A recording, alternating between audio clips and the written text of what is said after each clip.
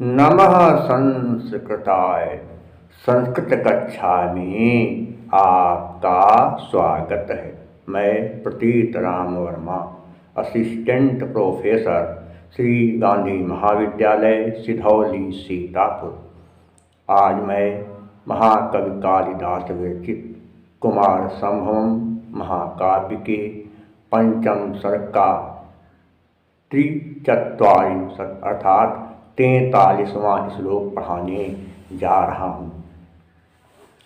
ब्रह्मचारी नवयुवक पार्वती से कहता है कि हे देवी, तुम्हारी आकृति दुख से पीड़ित होने योग्य नहीं है। पिता के घर में भी तुम्हारा अपमान संभव नहीं है और ना ही कोई दूसरा व्यक्ति तुम्हारा स्पर्श ही कर सकता है। फिर तुम्हारे तप का क्या प्रयोजन है। ब्रह्मचारी जटाधारी नवयुवक पार्वती से कह रहा है कि हे देवी, कि अलभिशोकाभि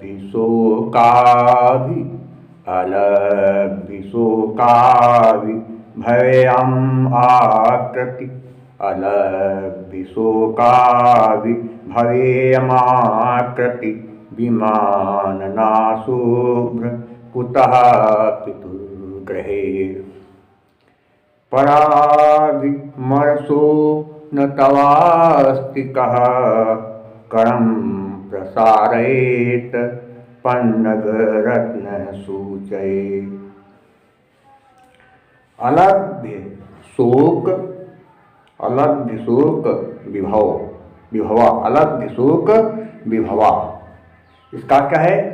दुख से पीड़ित होने योग्य नहीं है। अलभ्य शोक विभवा का क्या हुआ कि दुख से पीड़ित होने योग्य नहीं है। क्या लिखा है? भवेयम आकृति। क्या लिखा है? भवेयम आकृति, अर्थात होने योग्य, और आकृति मानी आकार, शरीर। तुम्हारा शरीर या तुम्हारी आकृति दुख से पीड़ित होने योग्य नहीं है। विमानना, विमानना कहते हैं कि अपमान आदि, अपमान आदि। शुभ्र माने होता है सुंदर भवों वाली, सुंदर भवों वाली। कुता माने कहाँ? पितुर्गृहे, पिता के घर में। पितुर्गृह नहीं, पितु धन गृहे। सज स्वरूप के नियम से क्या होगा? विसर्ग कारा बने। कई बार होता है कि आकार अर्थात छोटा और बड़ा आ को छोड़कर किसी स्वर के आगे विसर्ग हो, उसके बाद कोई स्वर हो, या किसी वर्ग का तीसरा चौथा पांचवा अक्षर हो, या रा वा हा हो, तो संधि करने पर विसर्ग के स्थान पर रा बन जाता है। तो क्या पितु, ऊ के बाद विसर्ग है, उसके बाद गा है, इसलिए संधि करने पर विसर्ग का क्या बन गया? रा बन गया। पिता के घर में पराभि, क्या लिखा है? पराभि मरसु लिखा है। पराभि मरसु नहीं, पराभि मरसा बनेगा। धन ना, पराभि मरसा धन ना, सा में आ पर विसर्ग, उसके बाद ना। तो हसिचा के नियम से विसर्ग का ऊ बना। क्या होता है कि यदि छोटा पर विसर्ग हो, उसके बाद किसी वर्ग का तीसरा चौथा पांचवा अक्षर आए, या रा वा हा हो, तो संधि करने पर विसर्ग के स्थान पर ऊ बन जाएगा। यहाँ क्या हो गया? पराज मरसा, सा में आ के बाद विसर्ग है, और उसके बाद ना, तावर का पांचवा अक्षर, इसलिए विसर्ग का ऊ बन गया। क्या होगा? पराग मरसौ धन ना, आ के बाद ऊ है, सा में आ के बाद ऊ, आज गुना से ऊ का बन गया पराग मरसो। माने अर्थात क्या हो गया कि दूसरे के द्वारा बलात्कार। पराग मरसो माने दूसरे के द्वारा बलात्कार। ना माने नहीं, तो माने तुम्हारा, अस्ति माने है, तव धन अस्ति, अकह सवर्णे दीर्घा। कहा माने, हाँ, यह क्या लिखा है? वह माने तुम्हारा। करम प्रसारेत, हाथ फैला सकता। कर्म माने हाथ, प्रसारित फैला सकता है। पन्नग रत्न सूचय माने सांप के मणि की, सर्प मणि सलाका के लिए, सर्प मणि सलाका के लिए। पन्नग रत्न का मतलब क्या? सर्प मणि सलाका के लिए।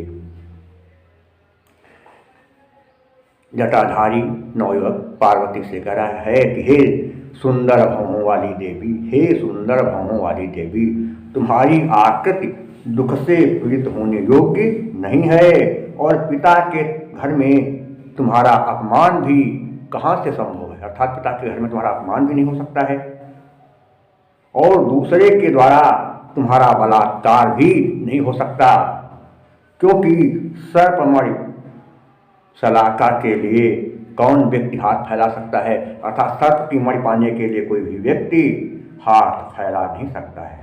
क्या कहा कि हे सुंदर भौहों वाली देवी, आपका रूप ही ऐसा है कि न आप पर कोई क्रोध कर सकता है और न आपका कोई अपमान या निरादर कर सकता है, क्योंकि पिता के घर में तो आपका निरादर करने वाला कोई है ही नहीं। और यह भी नहीं हो सकता कोई शत्रु बाहर से आकर तुम्हारा अपमान करे, तुम्हारे साथ बलात्कार करने का साहस कर सके, क्योंकि ऐसा कौन माई का लाल होगा जो सांप की मणि लेने के लिए उस पर हाथ डाल सकेगा। कोई नहीं डाल सकेगा। पूरा क्या हो गया कि हे सुंदर भौहों वाली देवी, आपका रूप ही ऐसा है कि ना आप पर कोई क्रोध ही कर सकता है और ना आपका कोई अपमान या निरादर कर सकता है, क्योंकि पिता के घर में आपका निरादर करने वाला कोई है ही नहीं। और यह भी नहीं हो सकता कि कोई शत्रु बाहर से आकर आपका अपमान करे, क्योंकि ऐसा कौन माई का लाल होगा जो सांप की मणि लेने के लिए उस पर हाथ डालेगा, उसके आगे हाथ फैलाएगा। ऐसा कोई है ही नहीं। तो पूरा समझ गए होंगे आप। अब थोड़ा जो संधियाँ हमने आपको बता ही दी कहाँ पर कैसे क्या है, थोड़ा जो विशेष बातें हैं देख लीजिए कहाँ पर कैसे क्या बन सकता है समास आदि। क्या लिखा है, अलग में क्या होगा, न लभ्या, नहीं तत्पुरुष समास हो जाएगा।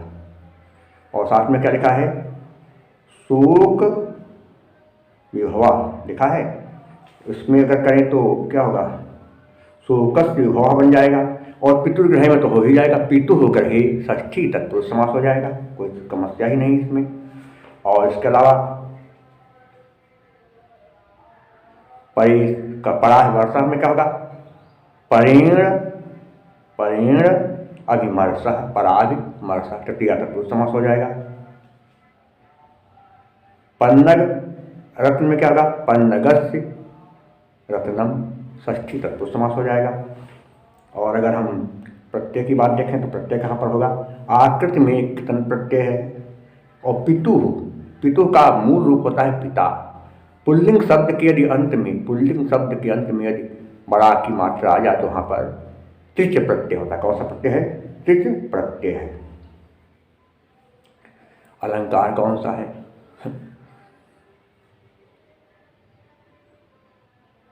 कि सांप की मणि पाने के लिए कोई सांप के आगे हाथ नहीं फैलाएगा। सांप की मणि पाने के लिए कोई सांप के आगे अपना हाथ नहीं फैलाएगा। क्यों नहीं फैलाएगा, क्योंकि उसे डर है कि कहीं सर्प डस न ले। तो यहाँ पर देखा जाए तो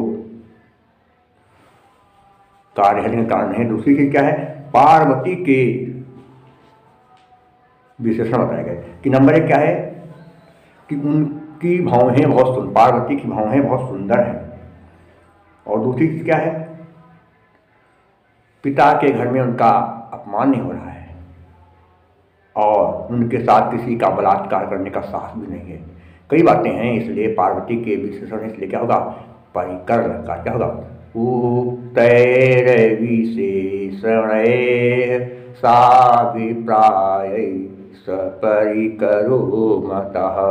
और विभावना अलंकार भी है, सांप के आगे कोई हाथ क्यों फैलाएगा, कारण नहीं दिया है, इसलिए विभावना भी। क्रियायाः प्रतिषेधे फल व्यक्तिर विभावना। और छंद आप जानते हैं वंशस्थ, क्या कि जतौ तु वंशस्थ मुदीरितम जरो। और प्रसाद गुण है, जो बात कही जा रही है सारी बातें स्पष्ट हो रही हैं, इसलिए क्या होगा, प्रसाद गुण। चित्तम व्यापनोति क्षिप्रम शुष्कन्धेन मिवानलः सप्रसादः समस्तेषु रसेषु रचनासु चा।